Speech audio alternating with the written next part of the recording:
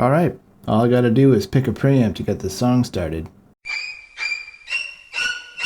Good thing I'm doing a video for each of Universal Audio's preamps to see exactly what they're doing to your tracks. Also, I'm going to show you an amazing way to mix with these guys. Let's get to it.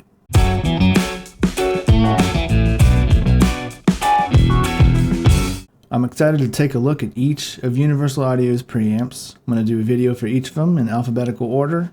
As you guys may have seen in my comparison video with the Neve 1073 and the 1084, if you haven't seen it, you can check it out up here. Each preamp is doing something a little bit different to your tracks, from the EQ perspective, from the saturation perspective, and they all inherently have something because they've been modeled after analog gear.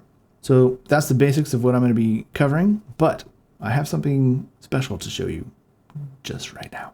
All right, let's take a look at my screen. Same example as we saw before, where I'm taking this kind of flat signal and seeing exactly what the preamp is doing to it. We have the same kind of graph. This preamp is off, and if we switch it on, you can see we get the same bump. Now, this signal was coming in at about minus 18. So here's the trick. This might be a game changer for mixing purposes. I ran into a magical thing. If you drive the signal into the preamp, it's almost like you're accessing the analog data that they've put into these plugins. So I'm going to drive the gain up, and we can see, okay, it's just raising the volume, but watch what happens when I cross over. Look at this EQ spectrum.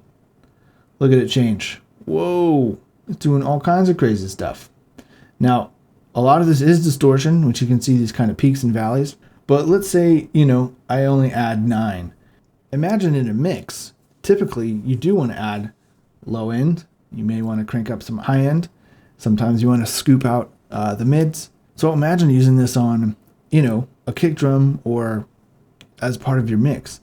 But the beautiful thing is when I come and cross over to these other channels and I play with this volume, it's like accessing these EQ curves. Look at this. Boosting. It's almost like a black box idea that accesses this whole other world of potential.